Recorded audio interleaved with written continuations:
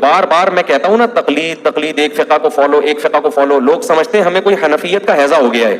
हम देख रहे हैं कि जब आप इन चारों फिका से निकलते हो तो मादर पिदर आजाद, फिर आगे लंबी लाइन है गुमराही की।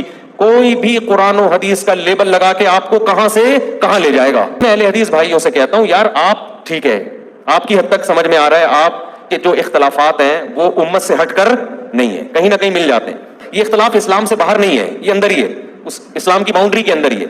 लेकिन आपके बेसिक उसूल क्या हैं? शाफी तो पाबंद है, वो कहेगा भाई मैं सब चारों फिका को सही समझता हूं, फिका शाफी से बाहर नहीं निकलूंगा, उसकी औलाद गुमराह नहीं होगी। आप आगे नस्ल को रोकोगे कैसे? कुरान हदीस के नाम पे तो गामदी भी कुरान हदीस की बात कर रहा है और मशहूर जमाना वो भी कुरान हदीस की बात कर रहे हैं।